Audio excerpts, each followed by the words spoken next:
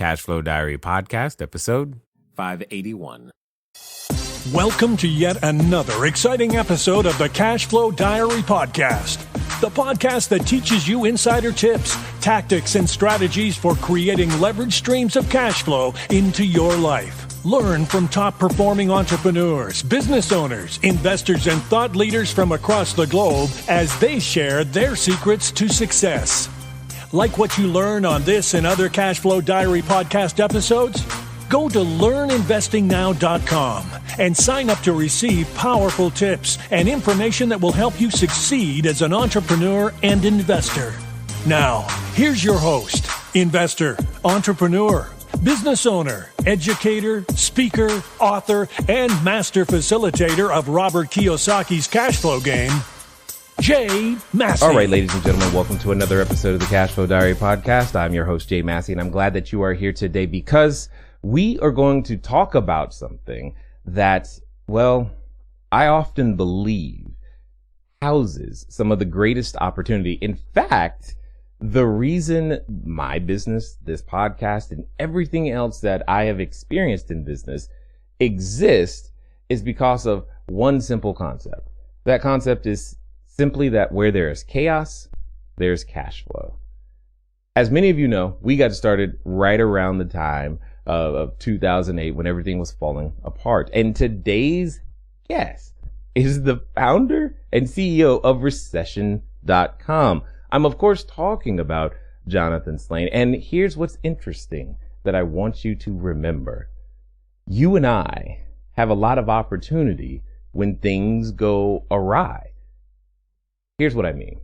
Jonathan spent the last Great Recession huddled in the fetal position on the floor of his office. Now, many of we've all experienced fear, right? And sometimes we can fear things like recessions. He borrowed $250,000 from his mother-in-law to survive.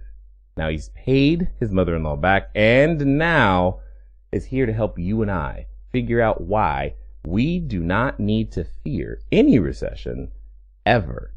And what's exciting is that you and I, we're going to learn a lot of things about opportunity on this one. I'm excited to get into it. I hope you are ready to take some notes. So here's what I need you to do. I need to get ready to listen, love, and learn from Jonathan Slane. Jonathan, how you doing? Doing great. Slane Dog here. Yes, exactly. It's got to be awesome to have. There's so many things you can do with a last name like that. So that I think that's great. Now, before we go too far, I got to ask you the same question I tend to ask everybody else the first time that they're here. Are you ready? I'm ready. All right. I tend to look at today's entrepreneurs a lot like yesterday's superheroes. You know, Batman, Superman, Wolverine, etc. Because I think entrepreneurs and superheroes have a ton of things in common. For example, if you think about Spider-Man, there was a time where he was just a kid going to school, doing his thing. And then one day, he gets bit by a spider, discovers that he's got a special superhuman ability, and now he's presented with a choice whether to use it for good or for evil. And entrepreneurship is just kind of like that. Because as an entrepreneur, I can envision myself, running around town, flying around town, using our products and services and saving customers one sale at a time. But also, like a superhero, an entrepreneur has a beginning. So my question to you is as follows. There was a time when, before your books, before recession.com, before the last Great Recession, before you had to borrow money from your mother-in-law, before all of the things that we know you for today, what we want to know is, who is Jonathan Slane? Yeah, big fan of the show. So I was listening to some episodes recently, and I knew this was coming. Oh, man. And yeah, so I was trying to think of something original, something nobody else on the show has said that I could somehow shoehorn into fitting my life. And I'm going to be honest with you, I keep coming back to just Batman. I think the similarities, I know that's not original, but for me, a lot of my life has always been in that cave doing a lot of preparation work. And so my setup, even my home office, looks similar, where there's an array of computer monitors surrounding me. And that's something I remember even as a kid when I was getting my first computer and had all those things around me, is just how do I always spend time preparing and doing the research so that I can then go on to be successful with whatever it is that I'm working on at the time. And I think that's been a superpower of mine, is that ability to turtle up and do my homework and do the research to get ready. I like it. Okay. Well, okay. So, riddle me this then, Batman. How do we go from, there's just so, I'm tongue tied in a sense that I've got like more questions than I know. It's like, they're all important to me right now. And I want to know like everything, meaning when a Great Recession, as we call it, happens, one, there was a reason you needed to borrow $250,000. Two, there's a reason now that you were able to pay that back and able to change that. But before we even get to those things, there's a mindset underneath all of that I think every entrepreneur needs to hear and to understand. And I'm looking for the development process. The Jonathan that was in school doing homework to the Jonathan I'm talking to today has been on a journey. Share with us, if you will, a little bit about the beginnings of that. That's Jay, you had like 17 nested questions there. So I know. That's my problem right now. Is like I got all of these questions for you, and I'm just like, where are we gonna start? So right. Everywhere, but nowhere at the same time. Yeah, the preparation has always been there. So going from high school through college, that's been a common thread, is the deep preparation work. And I'm reading a book right now called Deep Work that if the audience hasn't checked that out, I think it's a great representation of where we're at, because now as an entrepreneur, we're all so busy. We're all so busy answering emails. We're busy answering phone calls, trying to be productive, but we never have the time to do that actual deep work, to really think through what is it in the next recession that I can leverage as an opportunity.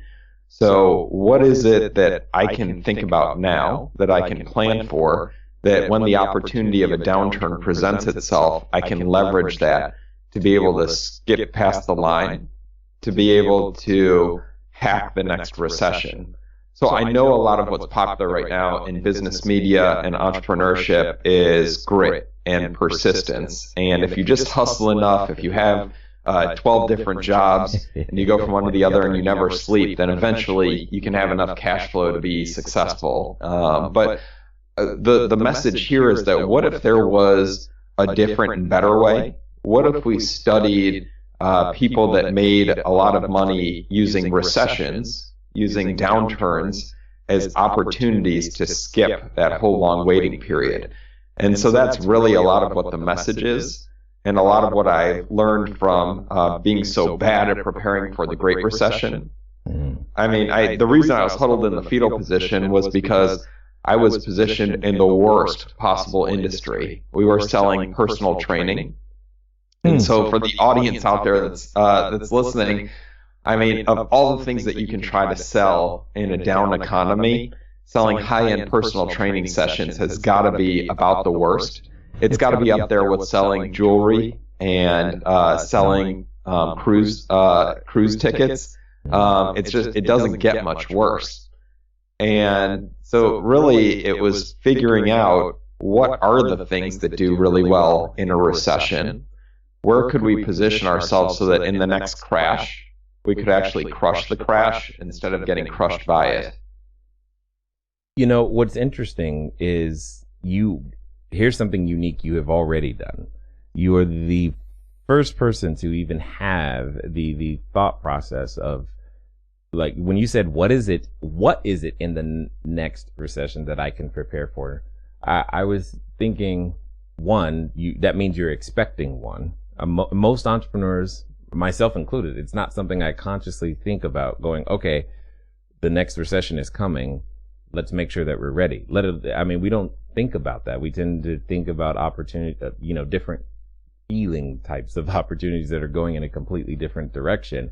But not only are you expecting the next year, there are multiple things, because if you're saying what is it in the next recession, that implies that there are going to be multiple ways to take advantage of the recession, even though you don't know when it is or how long it's going to be. I'm curious, how did, coming from personal training, how did you see these things? Yeah, the honest answer, Jay, is that I'm actually a recovering investment banker. So that was a lot of where it comes from, is that I spent 2 years working 100 hours a week doing investment banking, looking at different companies, mergers and acquisitions, looking at economic indicators, looking at what makes companies grow, what makes them valuable, and studying that. So I've kind of been an economic geek for a while. And then my best friend, business partner, author, co-author, Paul Belair, who worked with me on the book Rock the Recession, Paul's also a super economic geek. So that's where a lot of it comes from.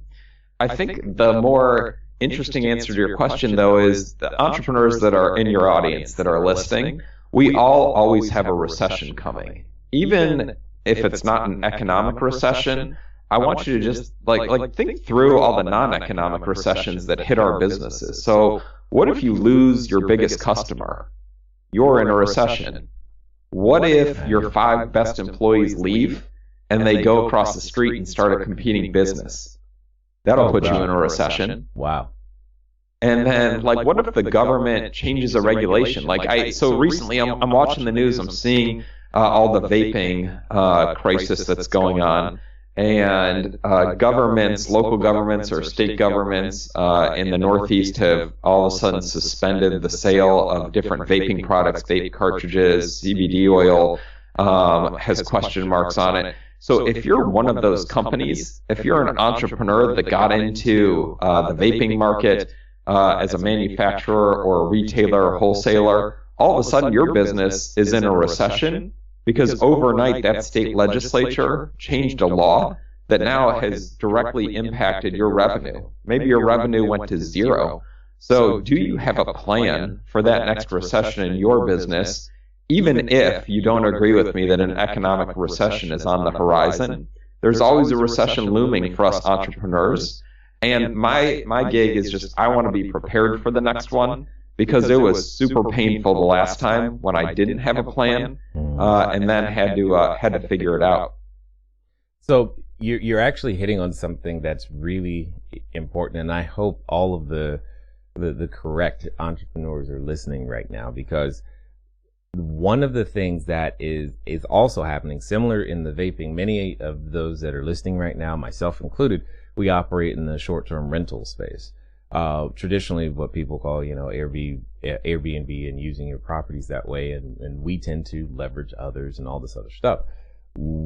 That is absolutely happening in many different legislatures, where overnight it feels something strange suddenly happens to where what you were previously doing is now not the same. Either you can't do it, or you can't do it the way you used to do it, or you have to do it in a different way.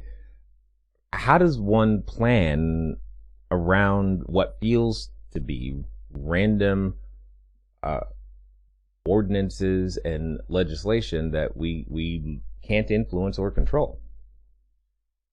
Yeah, one of my the government changes has to do with single-use plastics. I know you're a California guy, so out in California, single-use plastics. All of a sudden the government said we're not going to allow single-use plastics in the future, and so now everybody doing water bottles has to figure out, can we go to aluminum cans? The people that sell the mini shampoos for hotels have to figure out, can we use dispensers? What does that look like?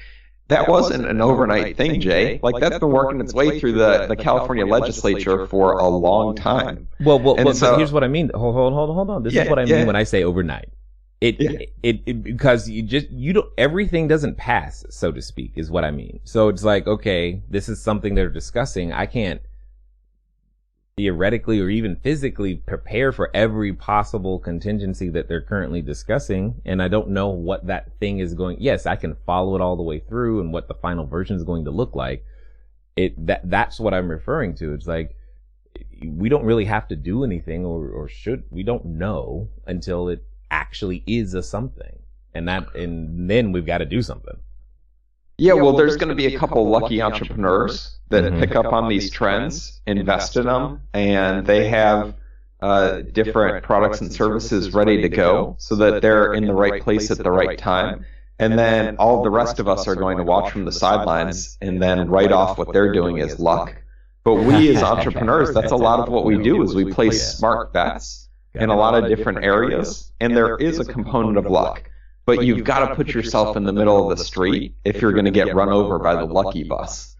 So I think that a lot of it is looking at the different opportunities. Like, I'm thinking about your audience and a lot of what we do coming from short-term rentals and Airbnb, and seeing the huge deal that was just inked with the Olympics. So now, like, what are we going to do to get in front of that trend? We know that for the next, 8 years, we're going to be linked up with the Olympics. So in a recession, we need to think through recession. So there's been 11 recessions since World War II and in the United States, and they last on average 11 months. So 11 and 11, it's easy to remember. They don't come around super frequently, but when they do, they create a massive amount of disruption in a short amount of time. And that's where we have to be ready as entrepreneurs to jump in and somehow take advantage of the opportunities that brings to us. So if I'm in the short-term rental market, it's thinking through, in a recession, where are the markets in the country that people are going to need short-term rentals and want them? And maybe where are the vacation areas where I'm currently positioned that I don't think are going to fare very well in a recession? And those things I do think are possible for the audience to think through. And I don't know your market well enough to know, everybody should be moving towards Vegas and Scottsdale. Although I do know that all that demographic information is available. I do know that all of the data from the last recession is available. So people can start to do their homework and see where the market's going to go and be prepared for it. Or to be prepared if their current market had a recession of its own, agnostic of what's going on in the larger economy, what would you do? What is your plan to be able to survive or to thrive in a downturn? Got it. And part of the challenge with the planning for the recession in the short-term rental world, at least from my perspective, is because I consider it more of an import-export business, because so much of our business comes from other countries that it's more important for me to know what's going on in Asia and the UAE, because that's where a lot of our customers come from, than it is the America, so to speak, because we get a significant amount of revenue from those countries in order to continue making the business go forward. When you say, though, that we as business owners shouldn't fear them, obviously, if we watch too much of the news, that's all we're going to do. But what is it that is there a better emotion? Should we be excited? Hey, I can't wait for the next recession. I mean, what do you think? Well, I want the audience to look forward to the next recession. And so it's like, what can we do to position ourselves to make that happen?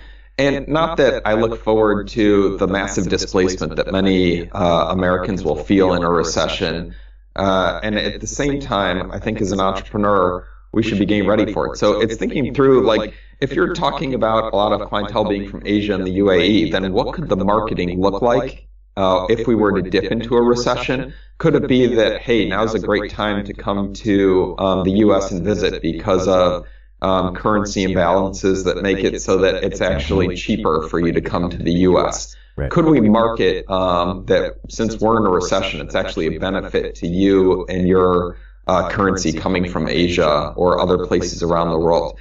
There's opportunities that will be had like that. It's just a question of can you spend a couple hours teeing up that marketing deck teeing up those ads or thinking through what that looks like so that when the recession hits, you can pounce on it instead of spending 2 weeks or the first 2 months of the recession trying to figure out how you're going to react.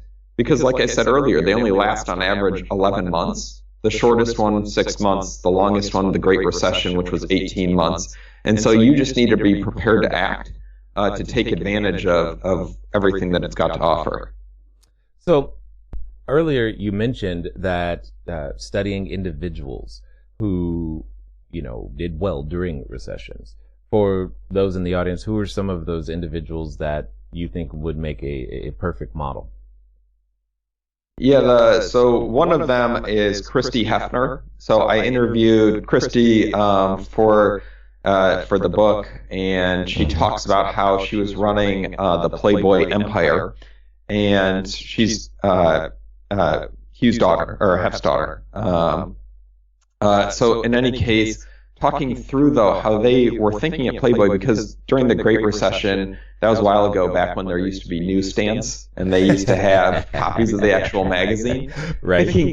Right. So what's thinking through, but what's a magazine? But they understood that people would be going to the newsstand less, because in recessions, people tend to travel less, even going out on their daily routine, and they tend to spend less on discretionary items, which certainly a copy of Playboy is a discretionary item. So they boosted their investment in marketing because they knew that every dollar they spent on marketing would go further in a recession, because so many entrepreneurs, so many businesses pull back on marketing in a recession. That's the natural reaction, that there are less marketing dollars overall in the economy. And so every dollar you do spend, if you're Playboy, goes a lot further, has a much bigger ROI. So again, it's for the audience. Can we learn from that example? Can we actually plan to save some money now that we can spend on marketing dollars in a recession? Because we know that anything we buy in social media ads, in Google AdWords, in online, or even print, if that works for some of your audience in their markets, all those will go further. So that's one lesson that I love from the book. Got it.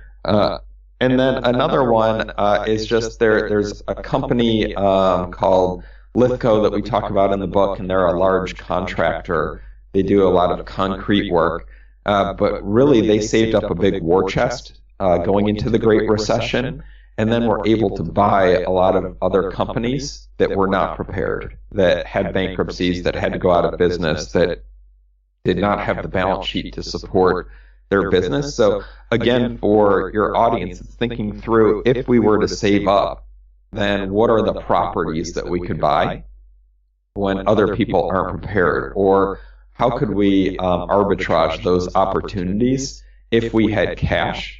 Since we all know that, it's the cash flow diary, and it's about, if you've got cash, then you've got big opportunities. And if you don't, then you need to start thinking through what you can do now so that you actually are in a position of strength when the next recession hits.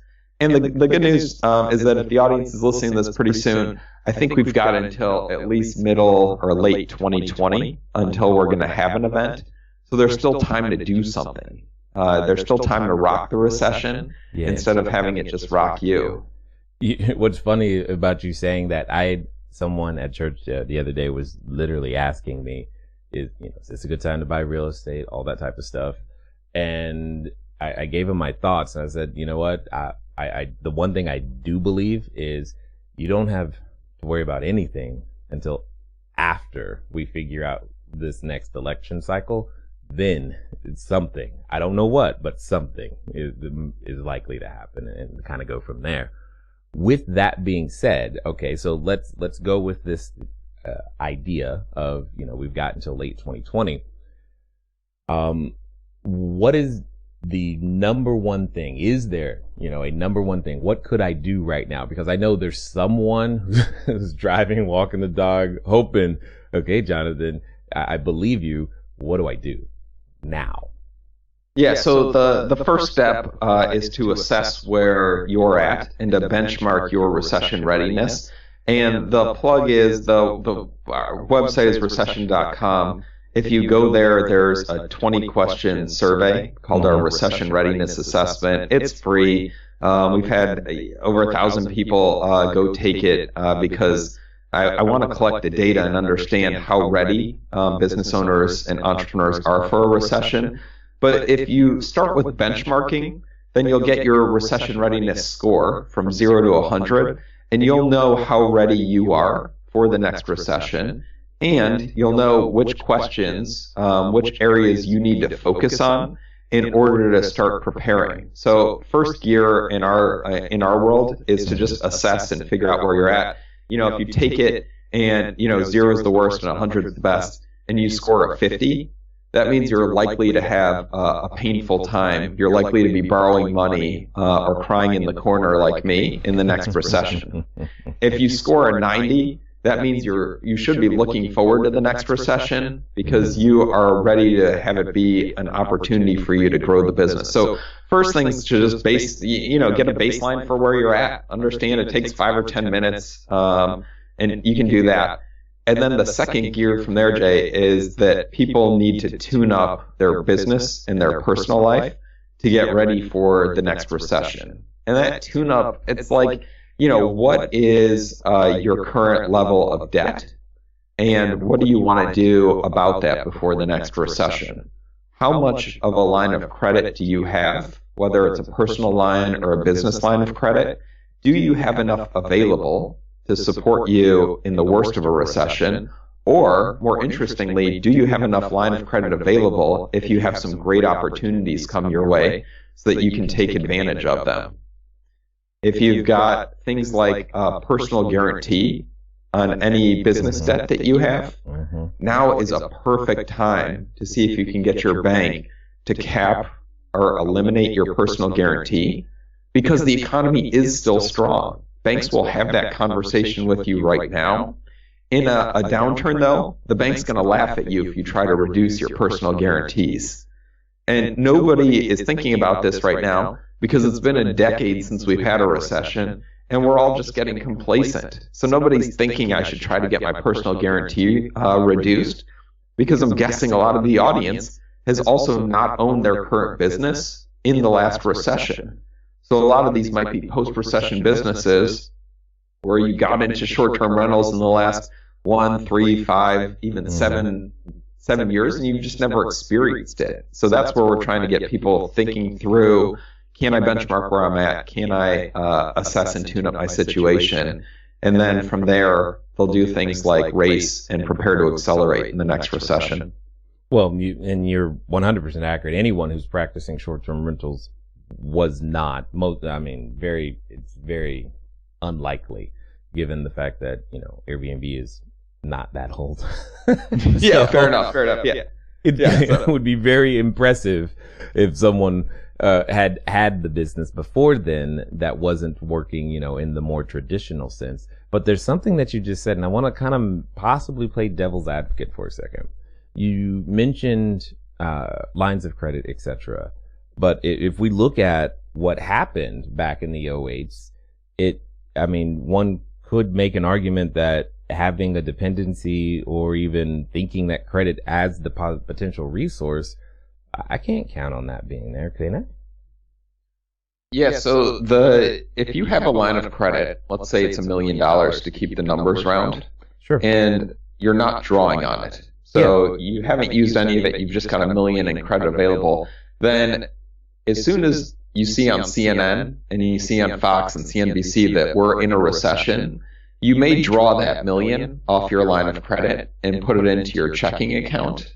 You may put it at a different institution so that the bank can't claw it back. Because once you've drawn on the line of credit, that's your cash. You can keep that in the bank, and then you're just paying interest on the outstanding amount.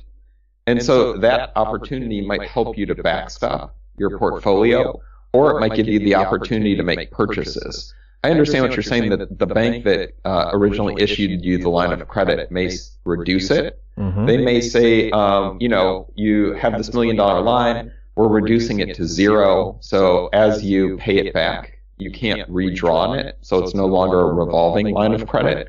But that is an option for you.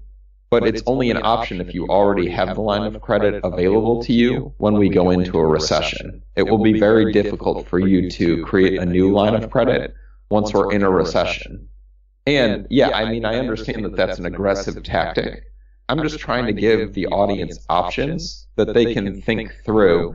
And everybody's got to talk about it with their accountant, their financial advisor, etc.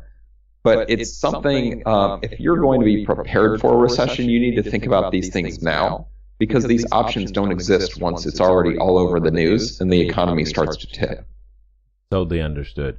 So if you could for a second, and it may be painful, but I'm curious, what are some of the common mistakes you've seen and witnessed now that other entrepreneurs have made? What are some of the mistakes that you made looking back that we could possibly prevent ourselves from doing? Hello there, entrepreneur. This is Jay Massey. I know that if you've ever gone over to the site, cashflowdiary.com, you may have asked yourself, where on earth do you get a domain name from? Especially as you are beginning to build your bigger, better, badder business, you need a web presence. You need the email address. You need a way for people to contact you electronically so that you can stop doing the @gmail.com game. Well, the good folks over at GoDaddy have definitely supplied us with every domain that we have ever used. So what I want you to do is I want you to go over to trygodaddy.com/cashflowdiary. Again, that's trygodaddy.com/cashflowdiary, because it's a quick way for you to get set up to capture your domain name the exact way that you want it. They got easy search functions, and most importantly for you is that you'll be up and running today. As I said, once you get started, stay started. Don't let small little obstacles of how to get your own domain name going stop you. So again, go to trygodaddy.com/cashflowdiary, and let's get back to the rest of the story. Yeah, I'm always really trying to think of your specific audience and what would I be thinking. And I know a lot of the audience probably has a lot with Airbnb. So one of the big mistakes that I made was that my portfolio in the Great Recession was 5 personal training studios. And I owned 5 franchises, and that was it. That was my whole world. And so I was not diversified at all. And so if the audience has a lot of their portfolio, maybe even 100% are all Airbnbs, then what does that look like if there's a tectonic shock to Airbnb? What if there's a crisis with Airbnb? What if there's a scandal? What if there's a WeWork type of crisis? I mean, so there's a lot of exposure there. And it's whether or not we have a recession in the economy, it's just thinking through, what if Airbnb has a recession? What if there's a scandal with the Olympics? So I think for me, one of the biggest lessons is to think through both geographic and industry diversity to make sure that you're balanced and positioned, and that you've got a hedge. So for me, one of the things is that I do consulting for large companies, and it's really on how they can do strategic planning for the future. And that business is going great right now. I really can't complain. Very thankful for all the good fortune on that front. And I know that in a downturn, high-paid consultants are probably one of the first things that are going to get fired. And so this recession business is actually a good hedge, because as the country moves into a recession, I think that all the speaking that I'm doing on how to rock the recession, the book, the workbooks that we offer, all that business will increase, even if my consulting business decreases. So for the audience, like, as we look at our portfolio, what is that hedge that we can build in now? I want to do it in the cool, rational light of day. I don't want to do it in the emotional heat of the night when all of a sudden nobody's renting my properties and everybody on the news is, we're in a recession, we don't know when we're going to come out of it, and people start to turtle up and freak out, and the Asian market gets worried about traveling to the U.S., or the president makes it tougher for some reason for people to travel in and out of the country. Whatever all those reasons might be, that's what I'm thinking about, and trying to diversify instead of just getting caught again without having a plan B, without having an emergency brake. I think that's the big one. And we discuss in the book, it's like you need an emergency brake, because if all this stuff, if you're listening to me right now and, you know, I know maybe the audience, some people out there are rolling their eyes at some of this, like, you know, I don't believe there's going to be a recession, or even if there is, I don't think we'll be able to take advantage of it. You need to have an emergency brake. You need to know your limit so that you don't just keep borrowing. I mean, you talked about that in the intro. Like, I borrowed $250,000 from my mother-in-law to survive the Great Recession. And that's absolutely true. And Jay, the worst part about it, man, is that I didn't borrow it all at once. I borrowed it $20,000 at a time. Oh my goodness. Every 2 weeks, because that was how much my payroll was. Wow. And I didn't have an emergency brake. I didn't have a plan. So there was never a time when it was like, if I got to 100,000, I was just going to cut it off and bankrupt the business and start over. I didn't have that. So I think that was another huge mistake, is that I didn't set those limits before it was a crisis. And so all of my decisions were emotional, and that left me in a tough spot. And I'm, you know, thankful. I'm actually, I'm excited because I'm recording with you from my mother-in-law's office. I'm actually down in her house for the holidays, which is cool because I've never had this opportunity before. And it's cool now because I paid her back. Right. But yes, that's what I'm thinking. Those are some of the big mistakes. Got it. Yeah, this would be a completely different conversation if, like, she was standing over your shoulder right now, huh? Oh, dude, I'd be whispering. Yeah, totally understood. So you mentioned something, though, and I want to see if I'm understanding what you're calling diversification, as specifically as it relates to short-term rentals, because one of the things that we've instructed all of our students, and we practice ourselves, is we definitely make sure that our new business comes from channels other than, say, Airbnb, because there's obviously your booking.com, as well as HomeAway and many others. Are you saying, when you're using like the concept of Airbnb, are you saying Airbnb specifically, or are you saying any of the, say, OTAs where we would actually acquire, you know, customers from? Like, if that entire thing went down, what else are we going to do? Or are you saying if that one particular source of customers went down, what are you going to do? I think that one particular source is where my head is at. I don't think that this industry will go away in a recession. So I'm not saying that you have to be also own a bakery as well as doing short term. I think it's really, but the biggies are that you need to check your vendors. And so if you're just with one of those portals that you talked about, then I would be thinking about diversifying to 2 or 3 in case one of them has a scandal, one of them has a balance sheet issue, or one of them gets acquired, and for some reason, what if one of them just changes their fee structure and you're completely beholden? Then what does that look like? Yeah. All of a sudden you're in a recession, you're scrambling to figure out what you're going to do.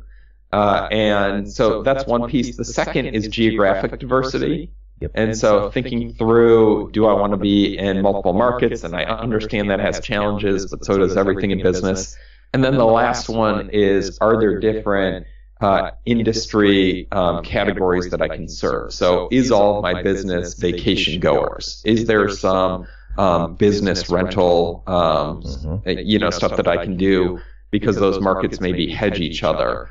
Are there short-term rentals for people that are displaced from their other home because maybe they lost their other home and now they need some sort of short-term housing? Because in a recession, we know that happens to a lot of people. So if you're not doing some of those classes of short-term rentals, then what does that look like? Or could you somehow leverage your short-term experience into medium-term or longer-term rentals? Since I know that the demographics in this country are going more towards rentals as opposed to mortgages. And so I love those things where it's a demographic trend, where I know that millennials prefer to buy homes later. How can I take advantage of that if I'm in the business that most of your audience is in? You know, Jonathan, I got to confess something right now.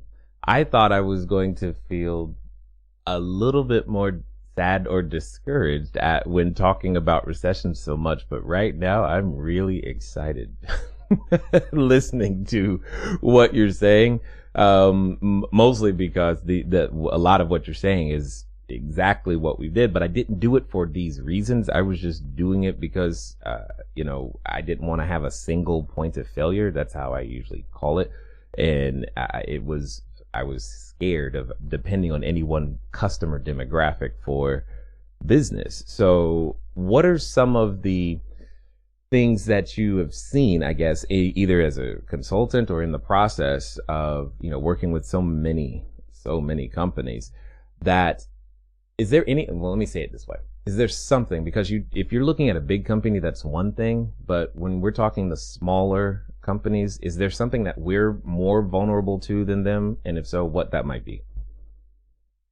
It has to come back to the balance sheet as the number one vulnerability for small businesses, for entrepreneurs, for if you're doing less than $1 million a year in revenue for your small business, then I think you're most likely in the bucket of what is that balance sheet? How many months of operating expenses do you have if your business hit the skids or stopped? What is your ability to protect the golden goose? And if you're wondering right now, you're the golden goose, and to just survive, to make sure that that you make it through the next recession. So if you want the depressing part of the story, have your plan. So if you're used to on a monthly basis bringing in $40,000 in rental income, then start to do that emergency brake. So if you saw your rental income decreasing to $30,000 a month, what expenses would you cut to make sure that you break even or maintain profitability? If you're used to bringing in $40,000 a month in rental income and it goes to $20,000, what would you cut to make sure that you can still stay afloat? I mean, I'm using big and round numbers, but I think for the audience, it's thinking through, what is my plan? Maybe that I've got a management company. It may be that I take that back and now I'm doing my own management for these properties. It may be that I'm taking salary and distributions and I'm going to have to cut my salary and distributions. It's much better to have that conversation with yourself and with your spouse now, as opposed to when we're actually in the recession. And then maybe you're going to increase your marketing because you listened to Slain Dog today on this podcast. And you heard that marketing is one of those things where you get an even bigger ROI in a recession. And so maybe you're going to be crazy and even bump up your marketing budget. Again, I want you to plan for those things now, because in a recession, I want you to already have it written down so that you can hold yourself accountable, because it is very tough to spend more on marketing when we're in the throes of a recession. The whole world is going to be telling you not to. Your gut's going to be telling you not to. And you're going to have to go back to those words that you wrote down and promised yourself, because you're going to want to take advantage of the opportunities, even though it's painful. So those are the big vulnerabilities for small business. And then on the positive side, Jay, I think it's thinking through, what are the niches that you can exploit that the big boys, the bigger businesses can't exploit? So what are those small niches, those pockets of opportunity that you can go into in the short-term market that really will be beneficial? And I don't have a specific niche recommendation, but one example that I was just reading about is that in the Great Recession, veterinary clinics did great. People still spent money on taking their dog or their cat to get treatment at the vet. Even if we were in a recession, people will put that on their credit card. And so if you're an entrepreneur and you can somehow serve the veterinary clinic market, I love that business, because I don't think people really think through that will be pretty well protected in a recession, because people will still spend money on their pets. I want the audience thinking through in their everyday lives, what are those small opportunities? How can I somehow leverage those? Because we know that there are certain things in a recession that will carry on, like grocery stores. are going to get a boost in a recession because people eat out less.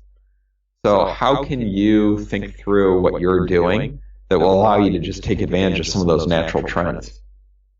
Interesting. I didn't know that about veterinary clinics at all, and definitely would have never thought that that was the case. And it's funny when you said people eat out less. Instantly, what came to my mind was it makes me wonder if like DoorDash and Uber Eats and all the places where you can just order food are thinking about things like that at this particular moment in time. Anyway, this is. Man, I know that you and we can keep going for quite a while because I've got a lot of comments and thoughts on this because this is so counterintuitive. But for those that have listened this far and want to find out more about what you got going on, maybe pick up a copy of the book, or, get started on figuring out their plan. What's going to be the best way for them to catch up with you? The book is on Amazon.com. It's just Rock the Recession. My information is all on recession.com, and yes, that really is my website. They can get all my contact info there. They can go take that free recession readiness assessment. They can pick up a copy of the workbook on there if they want to. But yeah, all my details are there. Excellent. And then as we wind down, I've kind of got a final question for you because see, there's possibly someone right now in the audience who maybe they're thinking to themselves, I'll just wait till the recession is over before I even start the business or something of that nature, or they're at what I like to call the precipice of the decision, meaning they were in one spot when this conversation started and they were listening, and now they're at another. They're ready to do something. They're making a decision, and one of those decisions could even be, well, I'm going to wait and postpone. But like I know, that as humans, when we get to these points, often we hesitate because we have a companion. That companion comes in the form of a voice, and it reminds us of how it didn't work last time. And oh my gosh, you're actually going to make money at a recession? Seriously? You're going to be prepared? That's not going to work. And for some people, they're related to that voice. So my question to you is as follows. Let's pretend that this time they're going to follow through, and they're going to do so in the next 24 to 48 hours.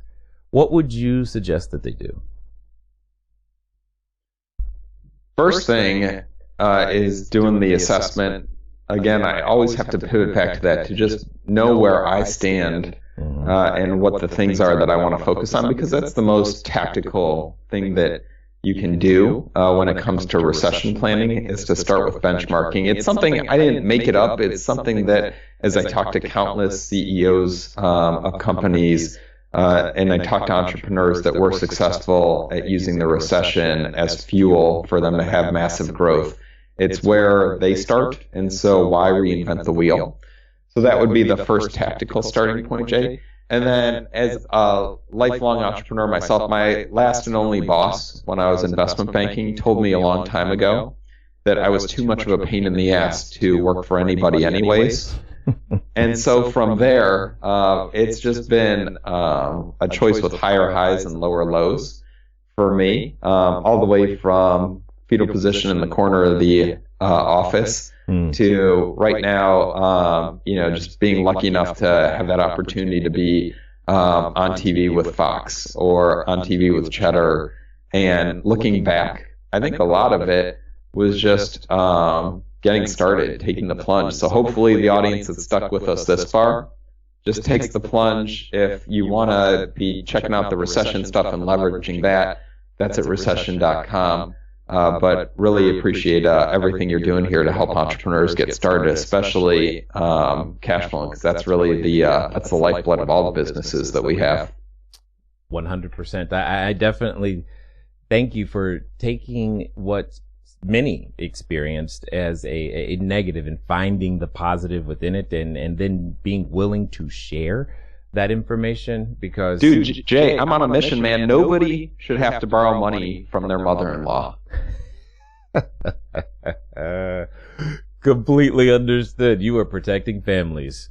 That is what you are about. I love it. I 100% understand, because I can only imagine what Thanksgiving was like during that time. Nonetheless, I'm glad that you are out there. I'm glad that you're doing what you're doing. And I just want to be one of the first to say thanks for taking the time to share your knowledge, wisdom, and insight here with us today at the Cashflow Diary. All right, Jay, rock on. All right, ladies and gentlemen, you know what time it is. It's time for you to move at the speed of instruction. What does that mean? That means get over to recession.com. When? Now. Why? Because one, you know, no matter what business you're in right now, you know that you do not know if you are ready. So the worst thing you could do is nothing right now, because now you have absolutely no excuse. You have an opportunity to at least make sure that you are now aware of what you could have done and could do now that you have time. So when should you do it? Absolutely now o'clock.